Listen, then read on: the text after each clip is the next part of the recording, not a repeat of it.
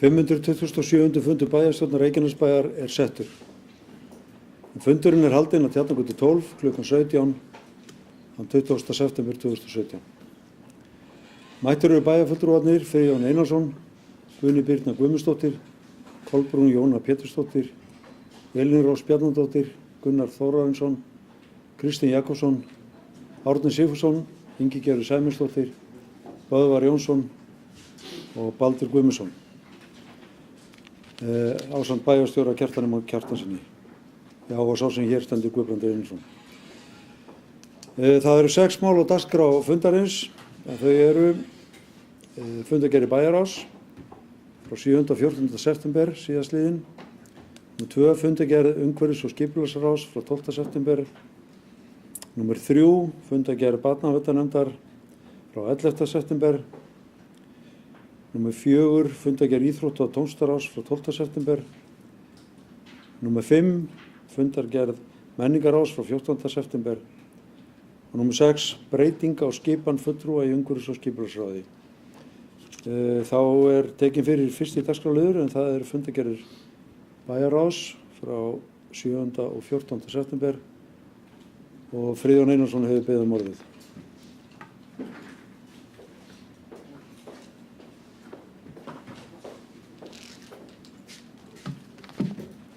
Forseti ágætu bæjarfulltrúar. Mig langar að koma hérna upp undir fundargerð 1139 fundi bæjarráðs sem haldinn var 14. september en það var fyrsta mál á dagskrá viðræðu kröfuhafa. Það má segja það að haustið 2014 var Reykjanesbær langt yfir 150% skuldaviðmiði þegar ný meirihluti tók við árið 2014 og var bærinn í einni erfiðustu stöðu sveitarfélaga á landinu. Skuldir voru mestuleyti tilkomnar vegna ýmissa verkefna, fjárfestinga og skuldbindinga og kannski ekki síst vegna leigu skuldbindinga við eignarfélagi Fasteign. Til að ná markmiðum skuldaviðmið 150% þá þurfti að lækka skuldir og auka tekjur með aðgerðaáætlun sem var kynnt haustið 2014 undir nafninu Sóknin. Við settum okkur 4 markmið, að reka sveitarfélagið okkar með afgangi til lengri tíma, að hafa hemil á fjárfestingum, gera B-hlutastofnanir sjálfbærar og stöðva streymi fjármagns og grunnþjónustu bæjarins. Og að endingu að endurskipuleggja efnahaginn með lækkun skulda. Aðlögunaráætlun Reykjanesbæjar fyrir árin 2017 og til 2022 var samþykkt 18. apríl síðastliðinn en samkvæmt henni mun lögbundið skuldaviðmið nást á þeim tíma en slíkt eins og við vitum nauðsynlegt samkvæmt lögum. Aðlögunaráætlunin byggir á þeirri framtíðarsýn að í Reykjanesbæ ríki áfram mikill kraftur og uppbygging með tilheyrandi fólksfjölgun, fyrsturáðsþjónustu og auknum lífsgæðum. Aðlögunaráætlunin gerir ráð fyrir að tekjur Reykjanesbæjar haldi áfram að vaxa með fjölgun íbúa, hærra atvinnustigi og auknum tekjum. Í þeirri áætlun meðal annars gert ráð fyrir að lækka útsvar bæjarbúa til jafns við það sem gengur og gerist á landinu nú þegar á næsta ári. Endurfjármögnun skulda Reykjaneshafnar og fleira. En á móti gert ráð fyrir talsverðum útgjöldum vegna nýrra grunn- og leikskóla meðal annars vegna fjölgunar íbúa. Nú endurskipulagningin langt komin, samningum við flesta kröfuhafa lokið og endurfjármögnun að mestu frá gengin.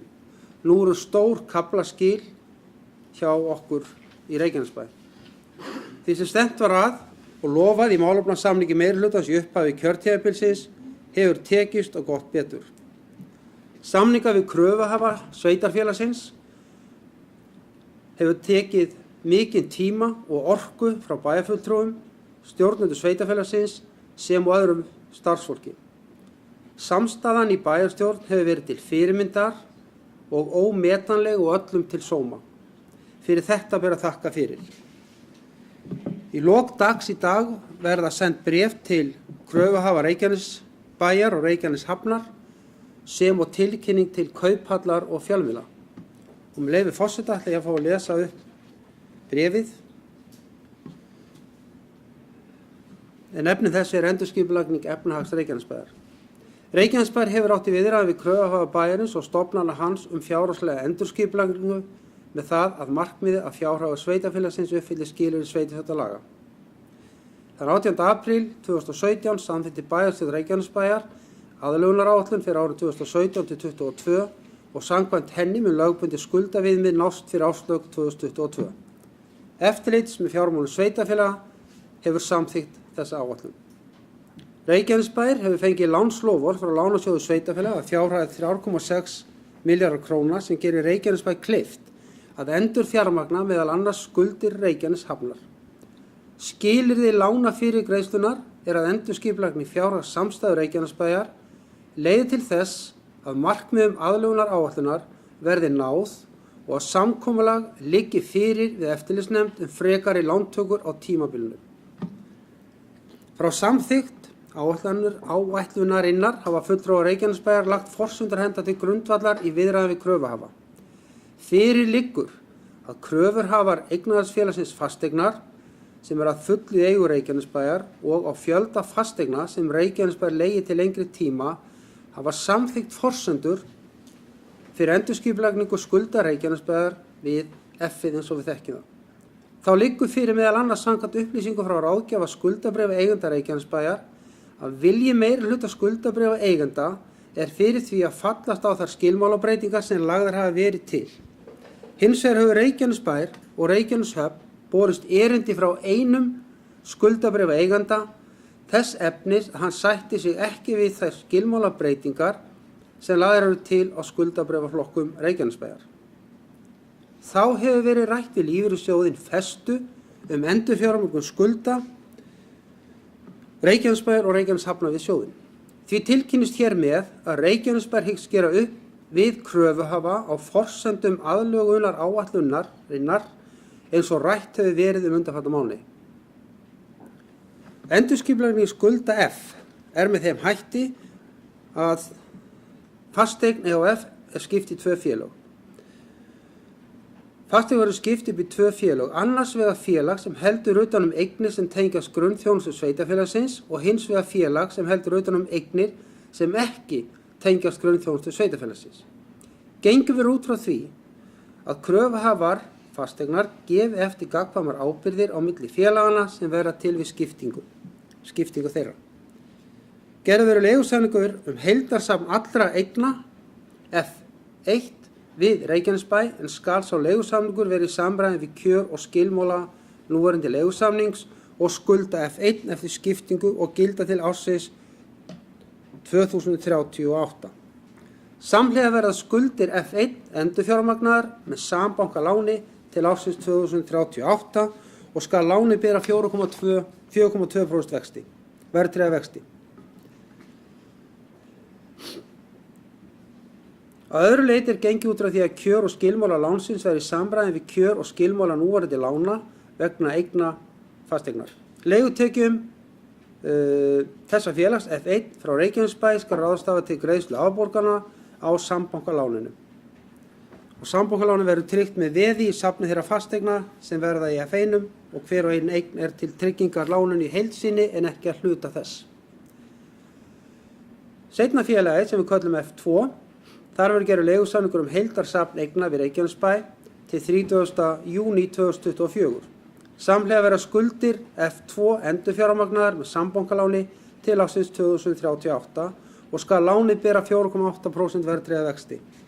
Fjárhæð skuldbindinga sem tilheyra F2 miðast við 31. desember 2016 og var 3,2 milljarðar. Sambankalánið skal tryggt með veði í safni þeirra fasteigna sem verða í F2, það hver og ein eign til tryggingar láninu í heild sinni en ekki hluta þess. Að öðru leyti gengið út frá því að kjör og skilmálar sambankalánsins verði í samræmi við kjör og skilmála núverandi lána vegna eigna F2. Leigutekjum F2 frá Reykjanesbæ skal ráðstafa til greiðslu afborgana á sambankaláninu. Sambankalánið skal vera uppgreiðanlegt hvenær sem án kostnaðar. F2 mun setja allar eignir félagsins í söluferli með það að markmið að selja eignir fyrir skuldum sem á því hvíla. Komi til sölu á eignum skal sölu andvirði þeirra nota til þess að gera upp við skuldir við kröfuhafa og leiðir til lækkunar á fjárhæð leigugreiðslna. Sala eigna er þó háð samþykki allra kröfuhafa F2. Reykjanesbær skal eiga forkaupsrétt að eignunum. Reykjanesbær hefur einnig sölurétt á því að selja allt hlutafé F2 til kröfuhafa F2 á 1 krónu og mun eignarhlutföll kröfuhafana þá skiptast eftir fjárhæð krafna þeirra á hendur F2. Ákveði Reykjanesbær að nýta ekki söluréttin skal leigusamningur Reykjanesbær við F2 framlengdur til 2038. Reykjanesbær skal hvenær sem heimilt að endurfjármagna þannig að félag geti greitt úr sambankalánið án uppgreiðslugjalds. Allar greiðslur Reykjanesbær vegna magmabréfs sem Reykjanesbær á von á skal ráðstafað inn á höfuðstól sambankalás F2.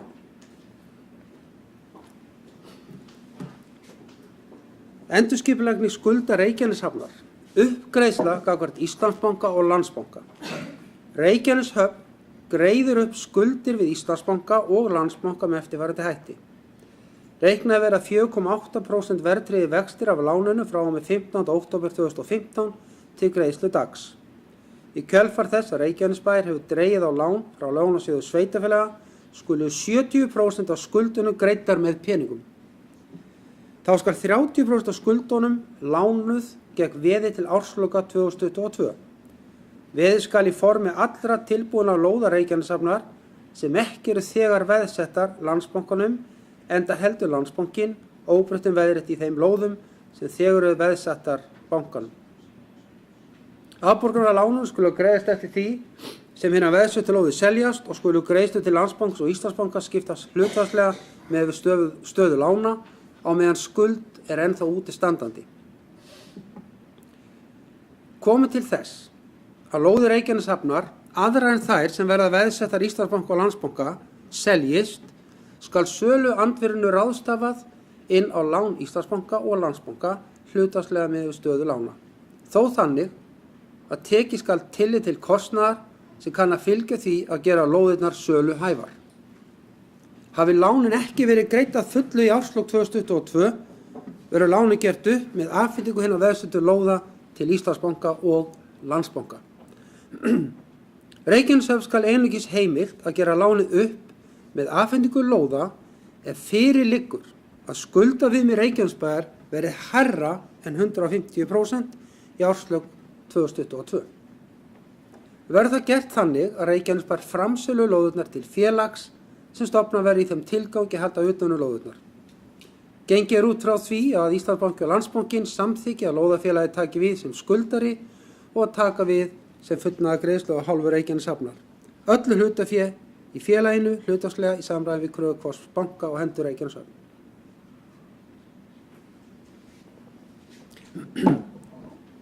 Reykjanesbær mun fjármagna uppgreiðslu á skuldabréfaflokkunum RH16 og RNH27 alls að fjárhæð 2,7 milljarðar þann 30.12.2016 með láni frá lánasjóði sveitarfélaga. Fjármögnunin verður í formi láns til Reykjaneshafnar. RNH16 flokkurinn er komin á gjalddaga en fyrir liggur að engin kröfu hefur lýst sem mótfallin skilmála breytingu sem heimila uppgjör. Við uppgjör á skuldabréfaflokkunum verða reiknaði 4,8% vexti frá 15. október 2015 til greiðslu dags en það liggur fyrir að meirihluti kröfuhafa hefur gefið í skyn vilja til þess að veita umræddan vaxtaafslátt. Í ljósi þess að einn kröfuhafi hefur tilkynnt Reykjanesbæ og Reykjaneshöfn að hann mun ekki fallast á að veita afslátt frá 6% samningsvöxtum skuldabréfanna frá 15. október 2015, 6% verðtryggðum vöxtum, er óvissa það hvort sá kröfuhafi og eftir atvikum einhverjir fleiri muni ráðast í að innheimta vaxtaafsláttinn sem lagt er upp með. Reykjanesbær og Reykjaneshöfn áskilja sér því rétt til þess að gera upp við skuldabréfaeigendur annarkvort með peningum eða með afhendingu á skuldabréfum útgjörum að lánasjóði sveitarfélaga. Gagnvart festulífeyrissjóði mun Reykjanesbær gefa út skuldabréf að fjárhæð 1 milljarð króna sem samsvarar fjárhæð skulda Reykjaneshafnar við Festu lífeyrissjóð og útistandi skulda Reykjanesbæjar samkvæmt RNB-flokknum 08 sem á gjalddaga 2018. Bréfið skal vera 10 ára afborgunarbréf og bera 4,2% verðtryggða vexti. Vextirnir skulu greiddir einu sinni á ári. Festa skuldbindur sig til þess að kaupa skuldabréf af Reykjanesbæ. Og við uppgjör og skuld Reykjanesbæjar við Festu skulu reikna 4,8% vexti frá 15. október til greiðsludags. Skuldabréfið verður ekki skráð í kauphöll en Festa mun geta krafist þess að bréfin verður skráð síðar ef nauðsyn er. Reykjanesbær skal nýta söluandvirði skuldabréfsins annars vegar til þess að endurlána Reykjaneshöfn fjárhæð sem samsvarar skuld hafnarinnar við Festu og hins vegar til þess að greiða upp RNB-flokki 08. En Reykjanesbær skal nýta fjárhæðina til þess að greiða upp skuldana við Festu og við þá losna lóðir sem veðsetta voru Festu úr veðböndum. Í lokin, bæjarstjórn Reykjanesbæjar samþykkti á fundi sínum þann 20. september 2017 þær aðgerðir sem kynntar í bréfi þessu. Í kjölfarið verður hafist handa við skjalagerð vegna nýrra lána frá lánasjóði sveitarfélaga og þeirra annarra skjala sem nauðsynlegt er að ganga frá gagnvart kröfuhöfum. Bréf þetta verður sent kröfuhöfum Reykjaneshafnar og Reykjanesbæjar og á sama tíma verður sent bréf til kauphallar og fjölmiðla. Til hamingju.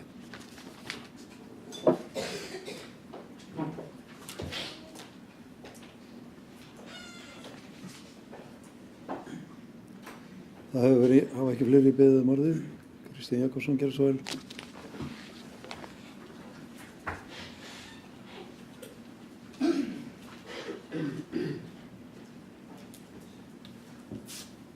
Virðulegur forseti, ágætu bæjarfulltrúar og gestir. Ég hef nokkrum sinnum sagt loksins í þessum ræðustól og ég verð að segja það aftur. Loksins. Er komið svona, já, er þetta að segja, er þetta að tala um endanút, eða lokahnykk, kannski. Maður veit ekki hver svör verða við bréfinu til þessara kröfuhafa en ég vil vona að þau taki jákvætt í og mér skilst að þeir séu margir hverjir búin að samþykkja þetta og það er gott. Það er gott að vera komin með þetta og þetta mál sé eiginlega, já, við erum búin að vera, þessi liður er búin að vera á fundagerðum bæjarráðs í 3 eða 4 ár, 3 ár allavega, síðan þessi meirihluti tók við, frá síðustu kosningu, viðræðu við kröfuhafa. Ég hef ekki nefnt ekki að telja hversu ofta er búið að vera á bæjar, það er allavega annarkvæmt jafnvel oftar í fundagerðum bæjarráðs. Ánægilegt og til hamingju meirihlutin. Þetta var vel gert. En ég satt fund að öðru máli, ég man ekki hvaða liður það er og það var í annarkori fundagerðinni. Ég satt fund með sem að skipulagsráð eða skipulagsnefnd með Ásbrú Norður boðaði til með fulltrúum frá Schiphol Area Development Company sem er einkafyrirtæki, opinbert einkafyrirtæki í Hollandi sem að sér að skipuleggja flugvallar eða svæði í kringum Schiphol flugvöll í Amsterdam. Og þetta voru fróður fundur, fræðandi fundur og gagnlegar umræður og gagnlegar upplýsingar og þekking sem að aflaðist þar sem að kemur okkur eflaust vel í framhaldinu. En mér finnst stundu þegar við leitum, Schiphol flugvöllur held ég annar eða þriðji stærsti flugvöllur í Evrópu. Hvað segir þau? 50 stærsti, segir bæjarstjórinn, 50 stærsti, við trúum honum. 50 stærsti flugvöllur í Evrópu. Og þetta, við datt í hug á fundunum að þetta væri eins og knattspyrnufélagið Víðir færi til Ajax og spyrði þá hvernig ætti að reka leikvang. Við erum að leita í alveg risavaxin fyrirtæki, risavaxin verkefni sem að, það gerist kannski að Keflavíkurflugvöllur verði eða Ásbrú Norður verði eitthvað í samræmi við þetta en það verður langt þangað til.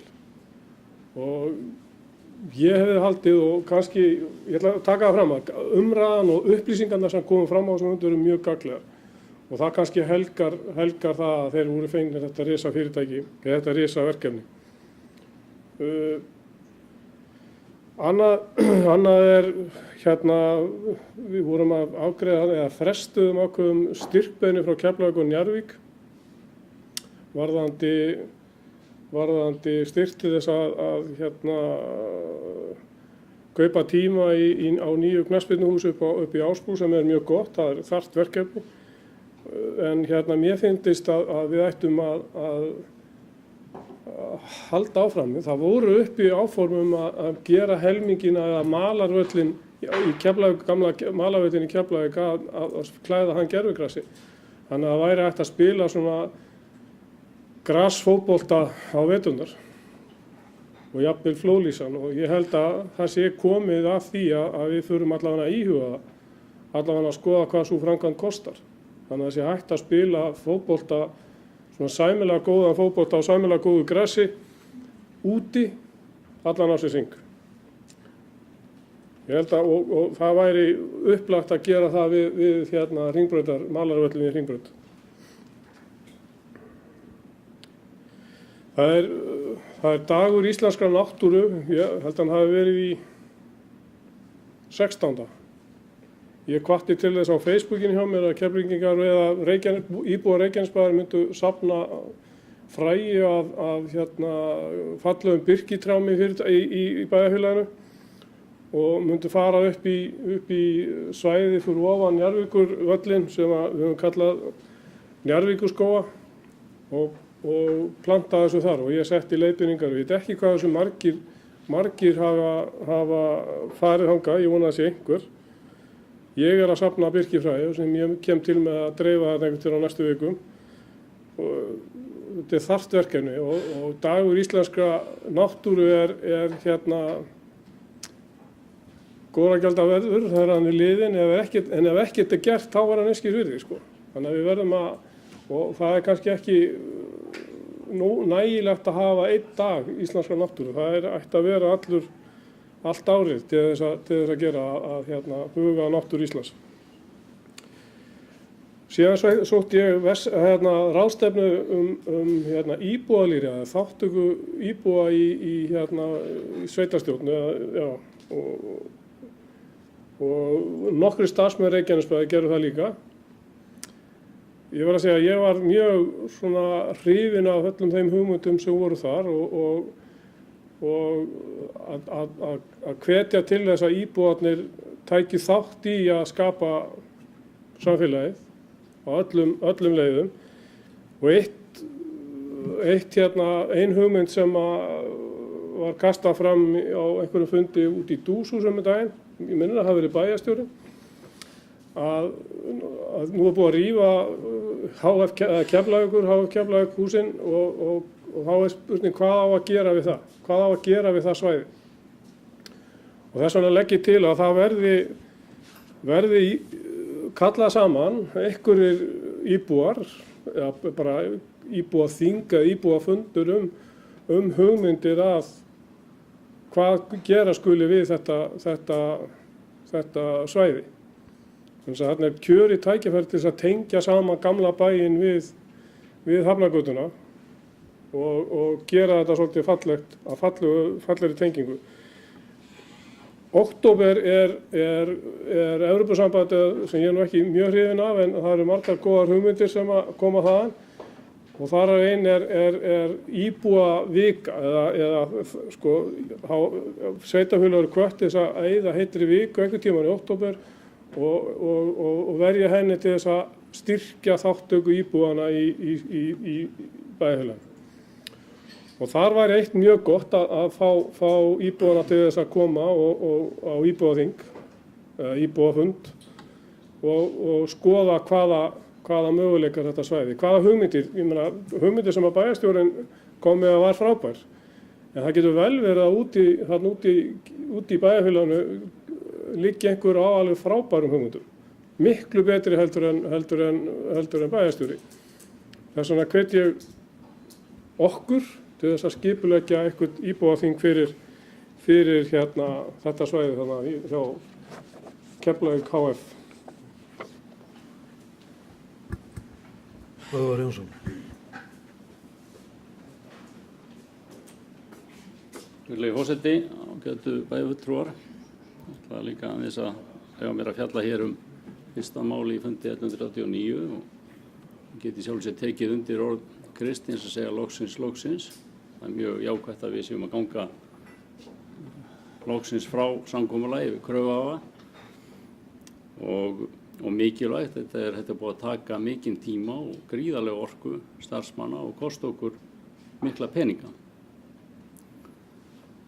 Og að mínu viti er stóra málið í þessum samningum auðvitað annars vegar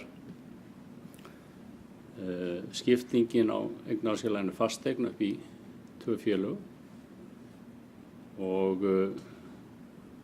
í raun gæti nú strax í næstu viku verið búið að leysa úr F2 ef að allt gengur eftir varðandi forkaupsrétt hlutabréfa HS Orku.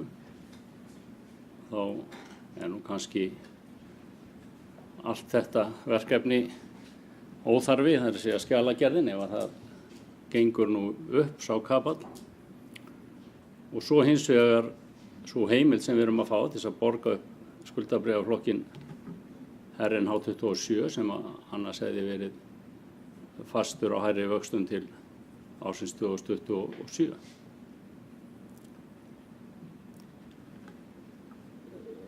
Samkomulagið við lífeyrissjóðina út af Reykjaneshöfn,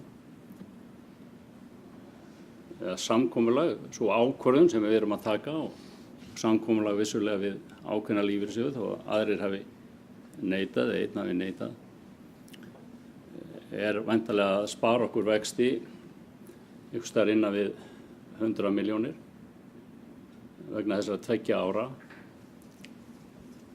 En á sama tíma verðum við að muna eftir því að kostnaðurinn við alla þessa vinnu er örugglega komin á 400 milljónir.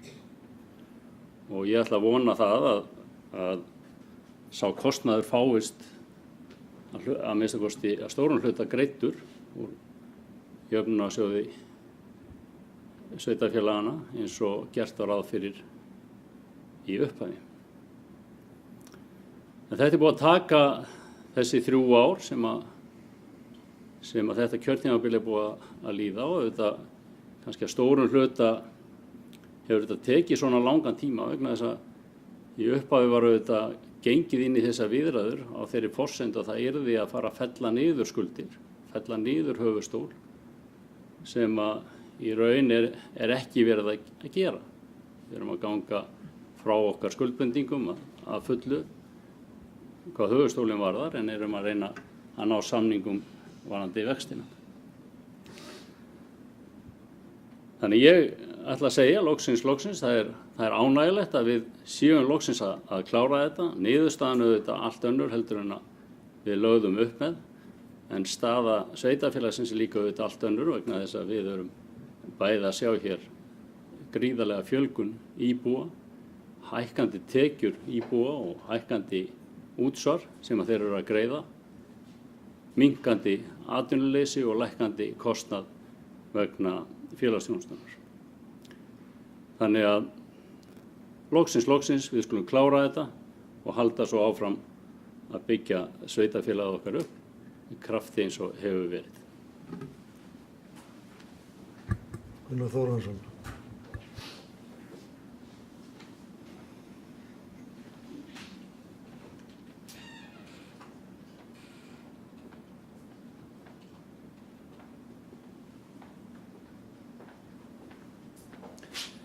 Virðulegi forseti, ágætu bæjarfulltrúar, bæjarstjóri og gestir. Já, loksins sagði Björn Böðvar. Það eru auðvitað búið að vera langur aðdragandi að þessu, 3 heil ár.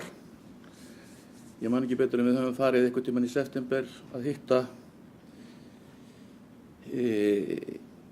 þá hjá Fasteign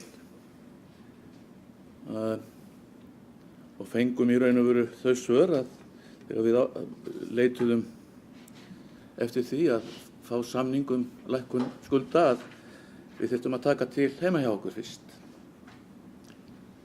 Og það svo sem alveg rétt, við fórum í það.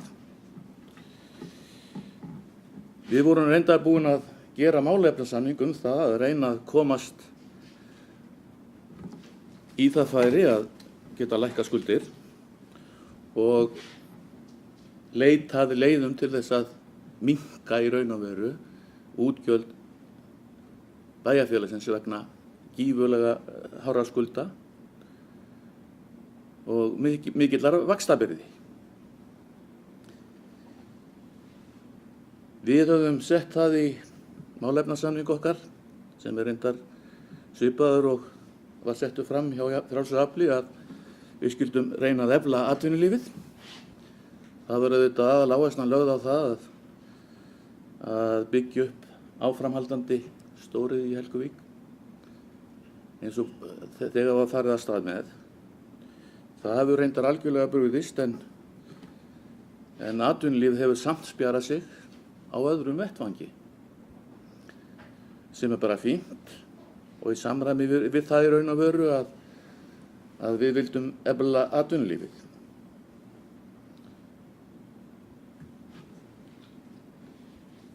Þetta hefur auðvitað leitt til þess að styrkur bæjarfélagsins vegna aukinna tekna hefur aukist og þetta hefur þýtt það að það ekki eins mikil þörf á því að fá niðurfærslu á lánum eins og var. Sem betur fer segi ég, því að hverjir eru kröfuhafarnir? Jú, það eru lífeyrissjóðirnir okkar. Þeir í raun og veru fara ekki sluppir og snauðir frá þessum samningum. Og það bara ánægilegt. Og það auðvitað góðs viti að þeir sem að skulda geti staðið við sínar skuldbindingar eins og frekast unnt. Við höfum auðvitað hort upp á það að íbúafjöldinn hefur aukist og það skapar í raun og veru krefjandi verkefni, mörg krefjandi verkefni. En ég segi bara, þau eru spennandi, þessi verkefni, og skora á okkur að gera hlutina þannig að við getum staðið við þá. Við erum hérna til þess að þjónusta íbúana og þar á meðal að þjónusta börnin okkar sem að þurfa að fara í skóla. Og ég get ekki séð annað en að það sé verkefni sem að verður spennandi að fást við á komandi árum fyrir næstu bæjarstjórnir, þess vegna. Þannig að þetta bara mjög gott, ánægilegt og þýðir það að við getum haldið áfram að byggja upp eins og vera ber. Árni Sigfússon.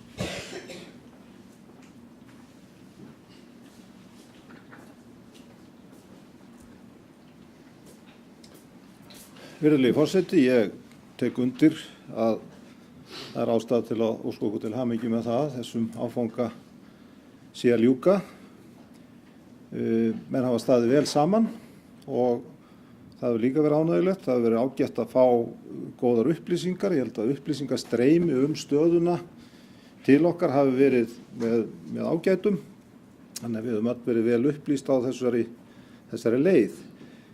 Kannski ánægjulegast að horfa á það að þróun fjárhags Reykjanesbæjar og svo sem þjóðarbúsins hefur verið þannig að ég held að við höfum ekkert verið að efast það að fyrir 3 árum þá töldu menn að það þyrfti að fella niður skuldir til þess að dæmið gengi upp. Þannig var svona hort á kapalinn að það þyrfti að fella niður skuldir, menn nefndu 6,3 milljarða sem þyrfti að fella út úr skuldatölunni til þess að dæmið einfaldlega gengi upp. Á þessum 3 árum þá sú breyting orðin að það ekki það sem menn að ganga að í þessum samningum. heldur erum við að standa við okkar skuldbindingar, fáum samninga lækkun vaxta og það er svona grunnurinn í þessari aðgerð. Ég held að þetta sé í sjálfu sér sýnir bara hvernig þróunin er. Á sama tíma þá hefur verið vel haldið utan rekstur Reykjanesbæjar. Það er full ástæða til að draga það fram. Það hefur verið gert. Gjarnan nú sögð þessi saga að menn hafi farið til fasteignar og væntanlega þá frekar verið að tala kröfuhafar á bak við fasteign, vegna þess að við áttum nú fasteign. Þegar að mönnum hafi verið sagt að þeir þyrftu að taka fyrst til heima hjá sér og þá vitna ég nú í það. Það eru nú margar athuganir sem hafa verið gerðar í gegnum tíðina sem sýna það að rekstrarkostnaður Reykjanesbæjar hefur verið tiltölulega lágur, ef ekki með lægsta móti í samanburði annarra sveitarfélaga. Hins vegar var hægt að gera ákveðnar breytingar á og það var vel tekið á rekstri og mér sýnist það verið vel haldið utan það á þessum tíma. Svo þessu séu nú öllu bara haldið til haga, þannig við séum nú ekki í einhverjum pólitískum leik hér nú. En niðurstaðan er þessi að það er þá hægt að sýna fram á, við höfum verið mismunandi bjartsýn það, en það er hægt að sýna fram á að við náum skuldahlutfallinu niður innan tilsetts tíma. Reyndar hefur líka verið bent á það hér hjá okkur, heldur við séum sammála það, að það er verið að setja á sveitarfélagið mikla kröfur að standast það á sama tíma og hér er þessi gríðarlega fjölgun íbúa. Þessi gríðarlega fjárfesting sem er framundan og þá þurfum við, sveitarfélag sem er í mjög mikilli sérstöðu með það, að standast það að vera í einhverju 150% skuldahlutfalli. Þetta verður mjög erfitt og má vel vera og á að vera við stæðum saman það að rökræða þetta skuldahlutfall við ríkið. Þannig að menn gerir sér grein fyrir hvað þetta þýðir. Meginverkefni okkar bæjarfulltrúa er að veita góða þjónustu, tryggja það að íbúar hafi að minnstakosti sambærilega þjónustu á við aðra íbúa þessa lands og það kann að vera að það þurfi að setja í meiri fjárfestingu heldur en stendur undir 150% skuldahlutfallinu. En enga síður þá erum við lögð af stað með þetta svona og ástæðu til óska okkur til hamingju með það.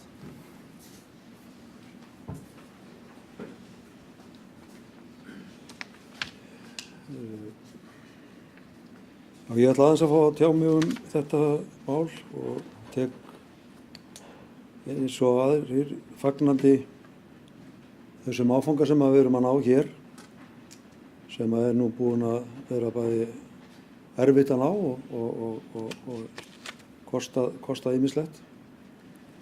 En ég vil samt það er ekkert búið í þessu. Þetta er áfangi á leið sem við þurfum að fara að ganga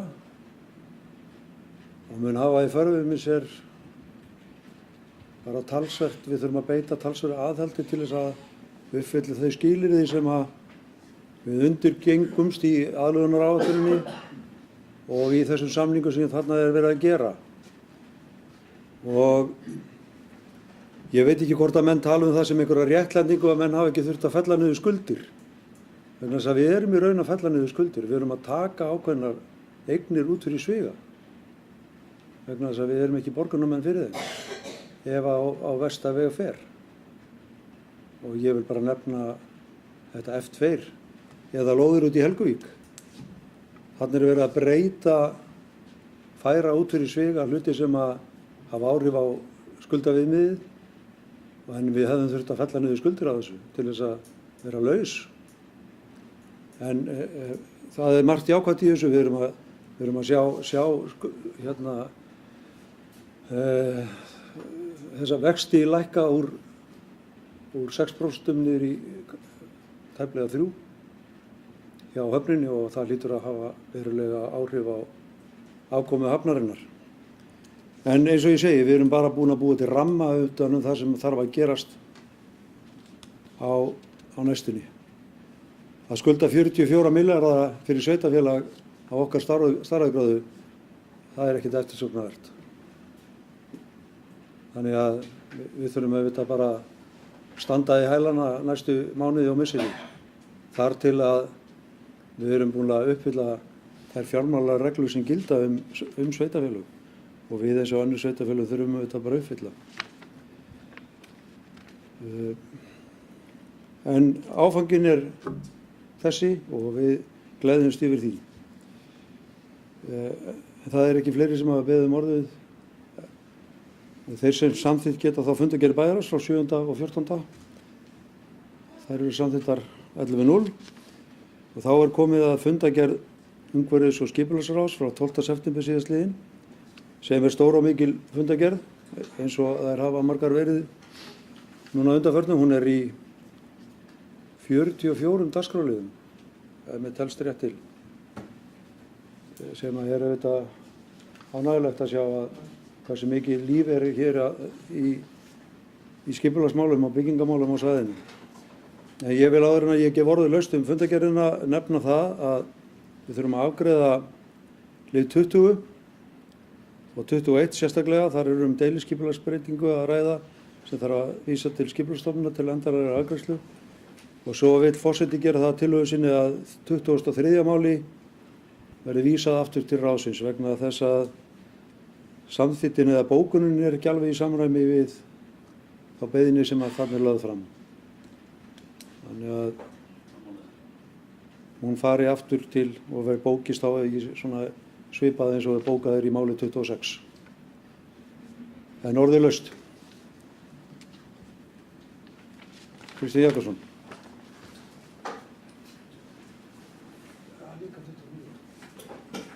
Fyrirgeðu áður en þú kemst að þá það þarf líka að greiða sérstaklega atkvæði 29.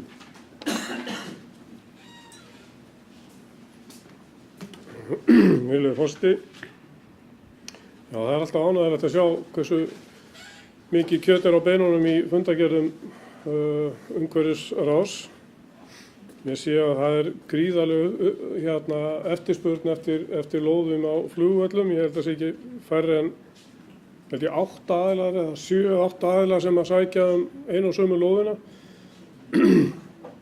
sem eru flugvellir 20 og það bara gott. Það sýnir að við þurfum að fara að skipuleggja fleiri svona svæði sem undir atvinnustarfsemi.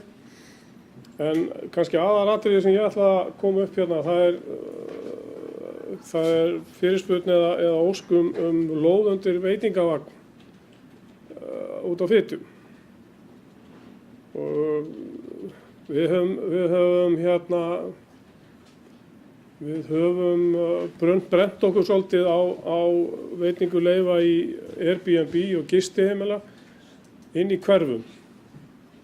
En núna erum við komið með í bara skipulagslög að við getum ekki veitt leyfi fyrir gistiheimili sem rekið alla daga ársins nema þar til skipulögðum svæðum, það sem miðsvæðum, það sem að þjónusta skipulag í deiliskipulagi.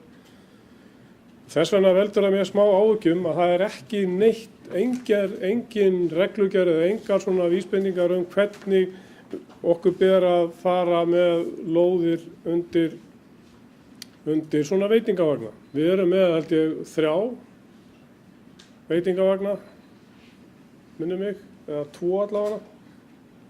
Við erum með hennan út á Fitjum og síðan vorum við með Boggabor og síðan er pilsuvagnin hérna á torginu. Sem allt gott og gera. Ég ekki að setja út á reksturinn á þessu fyrirtækjum, en við verðum að eiga von á því við getum alveg sagt von á því að komi 3-4 í kjölfarið á þessum vagni og þá verðum við að vera tilbúin til þess að taka á móti því og hvernig við afgreiðum málið. Ég held að sé enga leiðbeiningar í reglugerðum Reykjanesbæjar eða reglum sem að taka á þessum máli. Ég hef af því svollar áhyggjur og óska eftir því að það verði farið í einhverjar reglugerðarsmíðar hvernig ber að þessu. Ég kynnti mér aðeins máli og leitaði til sveitarfélaga í Kanada og í Bandaríkjunum, þar sem eru mjög ítarlega reglugerðir hvernig þessu skuli háttað. Og það ekki bara nóg að viðkomandi hafi starfsleyfi, við þurfum að hafa eitthvað backup í reglugerðinni til þess að taka á móti svona umsóknum og afgreiða þær.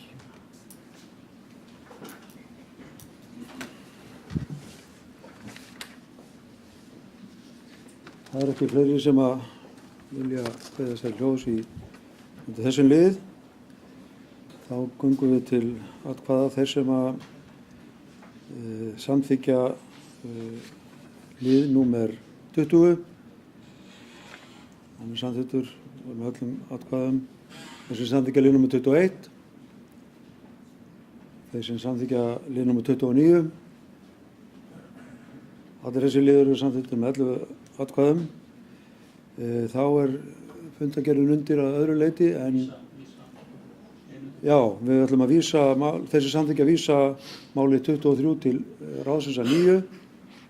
Það er samþykkt með öllum atkvæðum og þá er það fundargerðin með öðru leyti en Böðvar hefur lýst sig vanhæfan í 12. lið samráðsnefndar byggingafulltrúa númer 233 og Elín Rós hefur lýst sig vanhæfa í lið númer 18 og 19 í fundargerðinni. En þeir sem samþykkt geta fundargerðin að öðru leyti, eru bænum ekki að merki. Hún er samþykkt 11-0. Þá er komið að fundargerð lið númer 3 sem er fundargerð barnaverndarnefndar frá 11. september, hún er lögð fram. Og það er enginn sem að óskar eftir taka til máls undir þeim lið. Þá er komið að fundargerð íþrótta tómstaráðs frá 12. september 2017. Ingigerður gjörðu svo vel.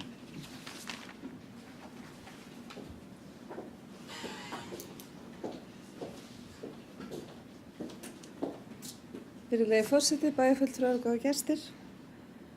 Ég ætla að koma hérna undir fyrsta lið fundargerðarinnar þar sem að ráði fjalla stefnumótun IRB og í fundargerð ráðsins 12. september síðastliðinn þá er vitnað í kynningu sem að IRB flutti 2. maí síðastliðinn og það sem hefur gerst er að ráðið hefur tekið við ábendingum ýmissa deilda sem hafa fylgt þessari kynningu eftir en það sem að ég held og legg til að ráðið muni gera í framhaldi að það var aðeins vísa einu í til fjárhags áætlanagerðar í ráðsins í haust. Það er bara fimleika þegar forsvarsmenn fimleikadeildanna koma að fund og óskuðu eftir að það vantaði nýtt keppnisskóla og fleiri. Það er svona eina sem hefur beint verið vísa til fjárhagsáætlanagerðar. Það þarf að forgangsraða svolítið úr þessari kynningu og ég vona að ráðið muni gera það fyrir fjárhagsáætlanagerð. Þannig að þetta sé ekki bara svona alltaf opið, það þarf að fylgja eftir kynningunni frá Njarðvík, frá Keflavík og frá gólfklúbbnum líka, nefaleikadeildin er á Hrakhólum. Og það eru svo mörg málefni en þetta er svona svolítið opið frá ráðinu þannig að ég hugsa að bæjarstjórnin og ráðið og jafnvel forsvarsmenn íþróttahreyfingar þurfa að setjast yfir þetta enn betur til að þetta verði virkilega sett í fjárhagsáætlun fyrir 2018. Og að sjálfsögðu ætla ég að óska Njarðvík til hamingju með að vera komin í inkassodeildina og Keflavík fyrir að vera komin í Pepsi-deild. Takk fyrir þetta Ingigerður og við tökum á sjálfsögðu undir þessar óskir, þessar hamingju óskir. Fleiri, Guðni Birna, Guðmundsdóttir gjörðu svo vel.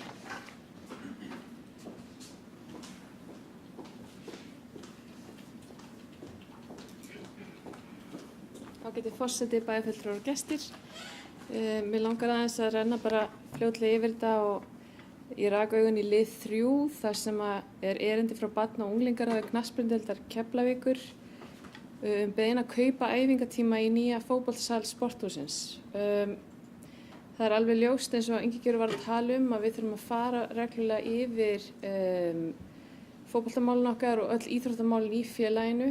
Það er náttúrulega fundið fyrir auknum barnafjölda í öllum deildum og munum við fara ítarlega yfir þetta í fjárhagsáætlanagerð út af því að mér sýnist hérna liður fyrir liður vera það vantar meiri pláss og betri aðbúnað. Þannig að það er gott að fá þetta og við munum taka þetta vel til greina. Takk fyrir.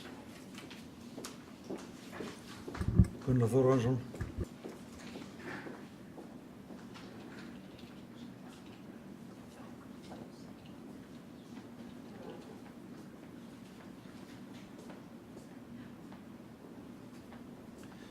Virðulegi forseti, ágætu bæjarfulltrúar, bæjarstjóri og gestir. Varðandi þetta mál sem að hér var nefnt áðan af síðasta ræðumanni, þá held ég að sé nauðsynlegt að fara vel yfir þetta áður en við förum að taka frá tíma þarna. Við þurfum að bæta ýmislegt í kringum fótboltann og sérstaklega Reykjanesvöllinn. Það fyrsta sem við þurfum að gera er það að setja upp tjaldið aftur sem mun gefa möguleika á að nýta húsið betur. Tjaldið sem ég er að tala um er tjaldið sem var í miðju húsinu og dregið niður til þess að skipta saman. Þetta mun bæta verulega aðstöðun og gera mögulegt að nýta húsið betur. Ég tel þetta brýnt og ég hef heyrt það á þeim sem að standa þjálfun þarna. Þetta sé ekki hóðlegt í raun og veru að hafa salinn opinn og vera með æfingar sitt á hvorum helmingnum. Það rekst á. Þannig að þetta er bráðnauðsynlegt að mínum mati. Kristinn Jakobsson.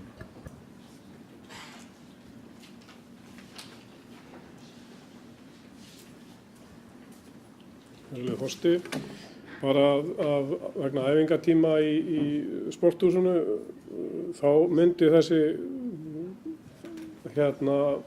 þetta verkefni ef að verður að setja gervigras á knattspyrnu eða mala völlinn gamla við Hringbraut, minnka álagið á Reykjanesvöllina töluvert og valda því að tíma sem annars eru nýttir þar myndi færast yfir á malavöllin eða gervigrasvöllin í Keflavík og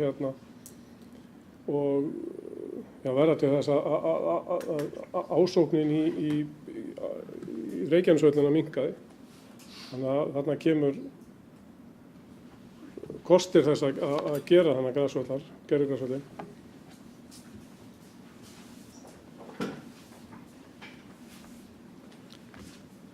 Það hafi ekki fleiri hvassi ljós fundargerð íþrótt- og tónlistarráðs. Þeir sem samþykkja fundargerðina brennum með geðmerki. Hún er samþykkt 11.0. Þá er komið að 5. lið sem er fundargerð menningarráðs frá 14. september. Kristinn Jakobsson gerði svo.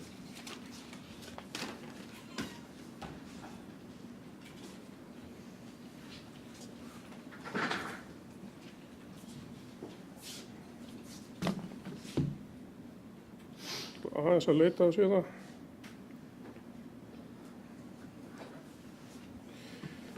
Það eru 3 liðir, virðulegur forseti, það eru 3 liðir í fundargerð menningarráðs og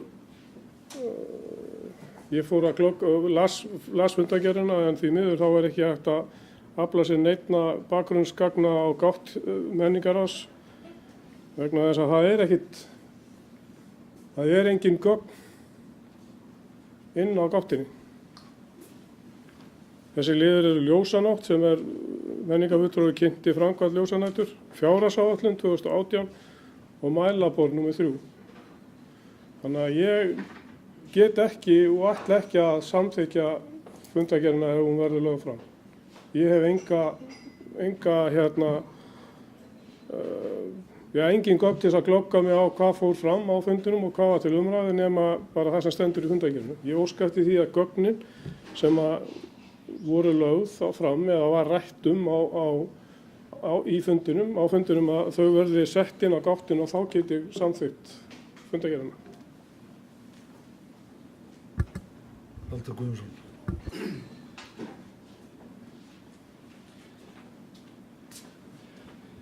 Virðulegi forseti, góðir bæjarfulltrúar og gestir.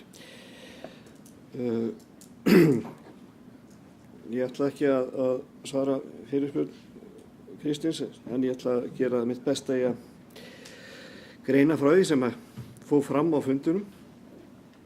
Þó að það komi svona nokkur degi fram, við bara byrjum á að fjalla almennt framkvæmd ljósanætur og vorum bara himiligandi með hvernig til tókst, bæði með auknu framlagi fyrirtækja og íbúa og bæði þá í fjárútlátum og bara almennri þátttöku. Veðrið reyndi að skemma fyrir okkur en tókst ekki. Þetta var bara mjög flott hátíð í alla staði. Þannig að það er það sem að við vorum aðalega að ræða. Hvernig fylgjum við þessu eftir? Er eitthvað sem við þurfum að gera betur á ári en það var ekkert bókað sérstaklega það því að við munum taka það bara upp þegar að nær dregur næstu hátíð. Fjárhagsáætlun er bara samkvæmt þessum fjárhagsramma sem að okkur er sniðinn og er í aðlögunaráætlun, þannig að það er mjög lítil aukning þarna. Við erum bara að halda í horfinu mestu leyti. En við setjum okkur samt á móti þessari gjaldtöku í dúshúsin eins og við gerðum bara þegar þessi ákvörðun var tekin og erum svona með málamiðlunartillögu að það verði frítt einn dag í viku, að það þekkist út allan heim á safnum að einn dag verði svona frídagur þannig að menn geti sigta hann út og færa afgangseyrin niður vegna þess að þessi gjaldtaka hefur haft áhrif á gestakomur og skilar voða litlu í kassan. Þetta er ekki þannig að við séum að getum nýtt þetta fjármagn í eitthvað stórkostlega hluti en við vildum samt að það sem kæmi inn væri þá nýtt bara til að kynna starfsemina sem fer þarna fram. Annað skemmtilegt verkefni hérna er verndarsvæði í byggð sem að við fengið styrk frá Minjastofnun til að skoða Keflavíkurtúnið betur og taka þetta sýnið að tók hvort það er ástæða til að fara í fornleifarannsóknir til að skoða söguna og í framhaldinu þá að byggja upp þetta svæði með aðkomu íbúana og fræðimanna og þarna verði sem sagt sögunni gerð góð skil. Og við náttúrulega eigum að halda áfram eins og kom þetta fram fyrir á fundunum með HF blettin að það fái svipaða meðferð að fáum sem flesta að því verkefni og lítum til sögunar og menningarinnar sem að við getum byggt þarna upp. Og lokum þá bara svona smá tilkynningar. Okkur búið að taka þátt aftur í útsvari eftir að hafa yfirgefið sviðið í 1 ár og það hefur verið að vinna í því að skipta út liði. Sá sem hér stendur búinn að sitja allt of lengi, þannig að það tefnum fram nýju og sterku liði. Og síðan ætlum við að taka líka þátt í jólunum í ár. Og við vorum með tilraunir í fyrra að hafa einhverja viðburði, jólaböll og föndur og þess áttar. Og það þótti bara mjög skemmtilegt og við hvetjum bæjarbúa aftur til að koma með hugmyndir eða bara setja eitthvað í gang. Við sjáum hvað er bara á ljósanótt, hvað fólk getur gert. En menn leggjast á eitt og skemmta hvor öðrum. Takk fyrir.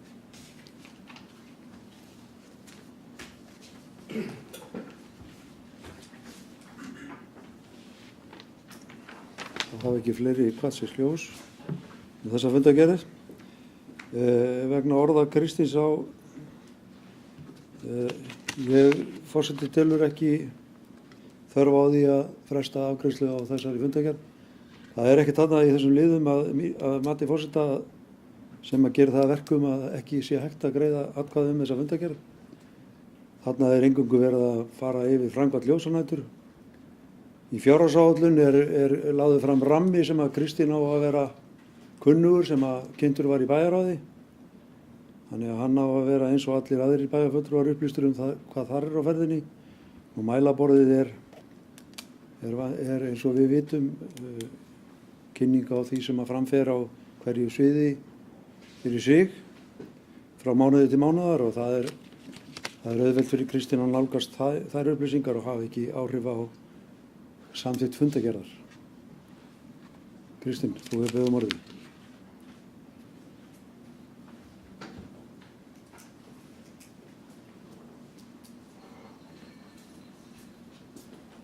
Virðulegur forseti, ég lýsi undrun minna á þessum orðum mínum en ég óska eftir að leggja eftirfarandi bókun fram. Ég get ekki samþykkt fundargerð menningarráðs 109. fundar 14. september 2017 þar sem engin fundargögn eru á gátt ráðsins.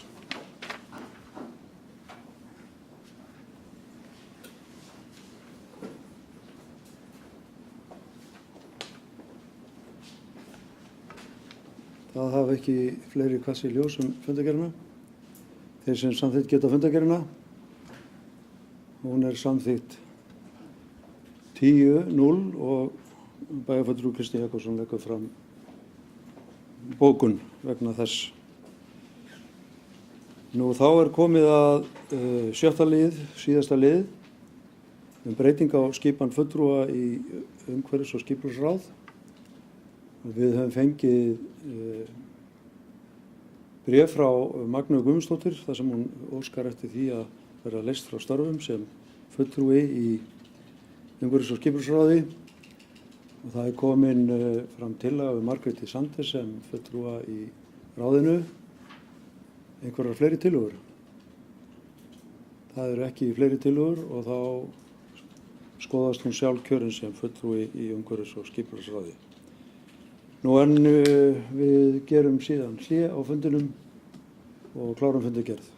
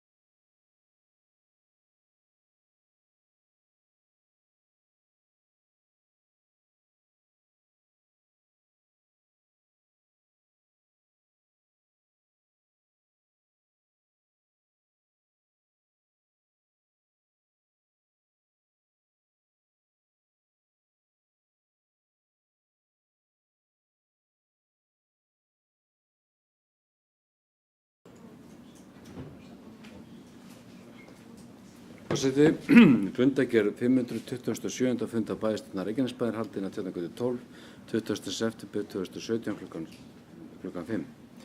Viðstaddir Árni Sigfússon, Baldur Guðmundsson, Böðvar Jónsson, Elírós Bjarnadóttir, Friðjón Einarsson, Guðbrandur Einarsson, Guðný Birna Guðmundsdóttir, Gunnar Þórarinsson, Kolbrún Jóna Pétursdóttir, Kristinn Þór Jakobsson, Ingigerður Sæmundsdóttir, Kjartan Már Kjartansson, bæjarstjóri, Ásbjörn Jónsson, ritari og forseti var Guðbrandur Einarsson. Fyrsta mál, fundargerð bæjarráðs 7. og 14. september 2017. Forseti gaf orðið laust fundargerðina til máls tóku Friðjón Einarsson, Kristinn Þór Jakobsson, Böðvar Jónsson, Gunnar Þórarinsson, Árni Sigfússon og Guðbrandur Einarsson. Fundargerðina samþykktar 11:0. Annað mál, fundargerð umhverfis- og skipulagsráðs frá 12. september 2017. Forseti gaf orðið laust fundargerðina til máls tók Kristinn Þór Jakobsson. 20. liður í fundargerðinni Stapabraut 21 deiliskipulagsbreyting borin sérstaklega upp til atkvæða og var samþykktur með 11 atkvæðum. 21. liður í fundargerðinni Gunnuhver tillaga deiliskipulag borin sérstaklega upp til atkvæða og var samþykktur með 11 atkvæðum. 29. liður í fundargerðinni Hafnargata 29 ofan á bygging borin sérstaklega upp til atkvæða og var samþykktur með 11 atkvæðum.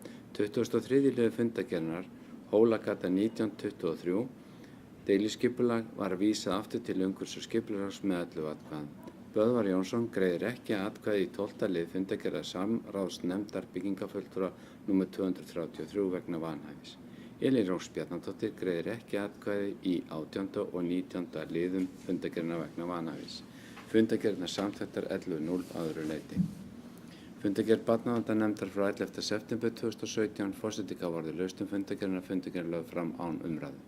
Fjórða mál, fundargerð íþrótta- og tómstundaráðs frá 12. september 2017. Forseti gaf orðið laust fundargerðina til máls tóku Ingigerður Sæmundsdóttir, Guðný Birna Guðmundsdóttir, Gunnar Þórarinsson og Kristinn Þór Jakobsson. Fundargerð samþykkt 11:0. Fimmta mál, fundargerð menningarráðs frá 14. september 2017. Forseti gaf orðið laust fundargerðina til máls tóku Kristinn Þór Jakobsson og Baldur Þ. Guðmundsson.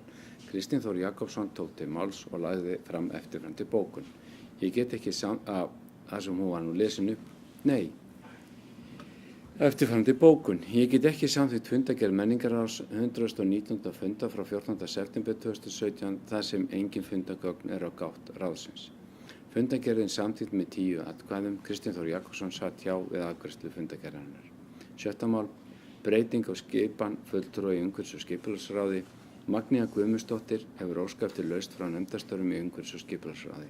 Tillaga kom Margréti Sandes sem aðalmann og var hún sjálfkjörin. Fleiri ekki gert og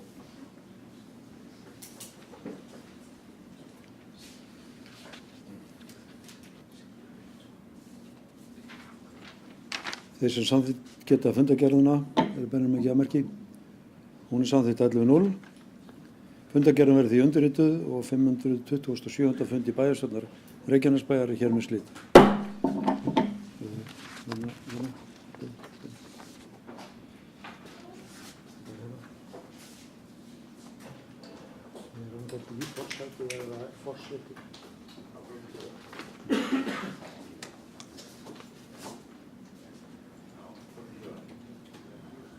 Bara hvort þú vill. En þetta vitlaust svona.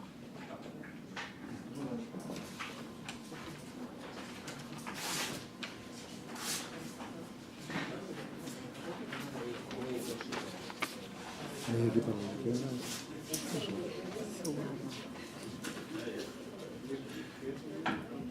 Ágætur. Slett. Slettur.